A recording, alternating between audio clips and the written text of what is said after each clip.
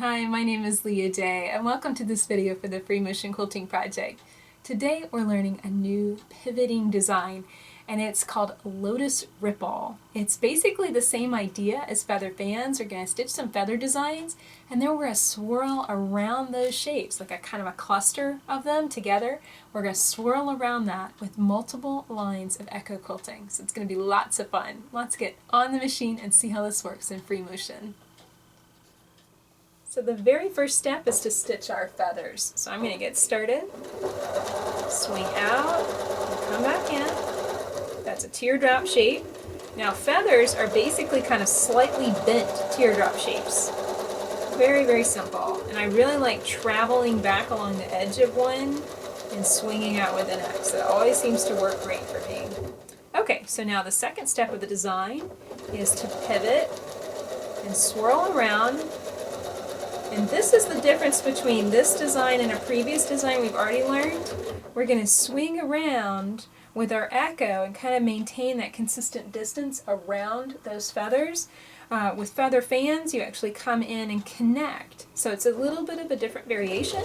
And this is going to look more like a petal shape, more like a leaf shape, or when my husband looked at it, he saw fish fins. So I think everyone's going to see something slightly different in this design, and it's going to be a little bit easier to stitch because you can just swirl around with your echoes a little faster. So I'm going to form another feather shape. I'm going to kind of swing it and bend it a little bit. And that guy's a little bit big, but that's okay. We'll fit him in there. He'll be consistent with the rest of the design because I'm going to make all of these a little bit bigger. Let's just form 3 of these shapes. And now I'm going to pivot and swirl around them with a nice echo. And there's no rule on how many echoes that you need to do. You can do 3 for every single shape. You could do 5 for every single shape. I'm just going to leave it with 1 on that one. I think it looks pretty nice. So now I'm going to form a new set of feathers kind of in between the two.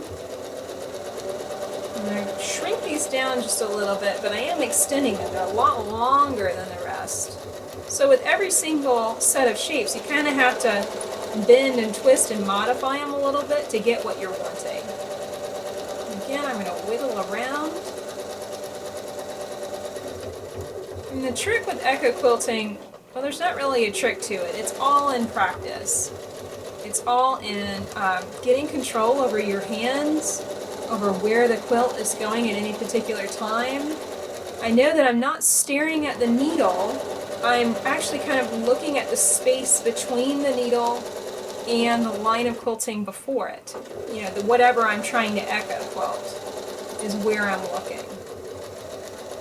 And the best practice that I've ever found is to either pick a design with a lot of echo quilting in it, or to spend a lot of time drawing and doodling and stitch a shape, draw a shape. So let's say a heart shape or this feather, and just sit there and trace around it and echo it until it fills up the page entirely.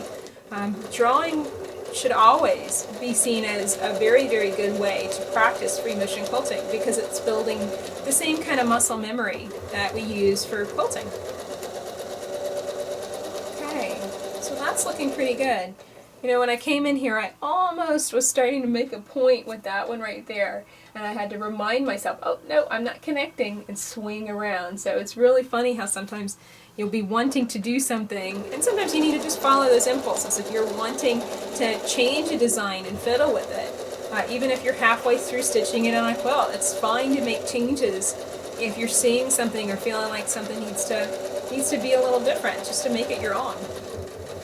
I'm going to stitch one more coming in this direction. Oops, I did it again. You really want, I'm going for at least nice soft echoes. And I keep coming in there with points. I think that looks a little bit too much like a fish fin, personally, but it's one of those things where once you get all of them built up on the surface of the quilt, no one will be able to see any little mistake like that. And honestly, it's not even a mistake. It's one of those things where the more lines of echo quilting you have and the more shapes that you have all together, the better it's going to look. So I hope that you've enjoyed learning how to quilt Lotus Ripple. You know, sometimes when you're stitching a design and you stitch something very similar to it, kind of always going back to that set of routines, that set of movements is kind of tricky. You know, if you're suddenly trying to change something up and doing something a little bit differently.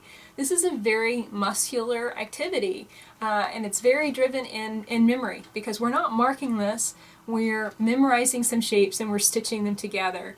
And so if you get into a habit of always echo quilting one way, like I have gotten used to echo quilting around that shape with a very sharp point, it's going to be pretty tricky to change that up and, you know, soften those curves basically. But it's not impossible, and it's always good to be paying attention to those things, and especially at the beginning, to stitch what feels most natural. If you stitch a design and it just feels like you're pulling your teeth out of the back of your head, stop trying to quilt it. Go find something that feels as easy as spread and butter on bread, and that is going to be the good design for you to stitch at that time. Play to your strengths with free motion quilting. That's the best advice I can give you. So my name is Leah Day, and this has been a video for the Free Motion Quilting Project.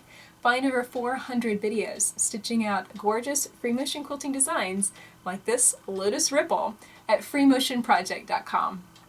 Also check out leahday.com, where you'll find a quilt shop full of all of the free motion quilting tools and supplies I use on a daily basis. It really helps to have good tools when you're free motion quilting on your home sewing machine. So definitely check that out and enjoy. Until next time, let's go quilt.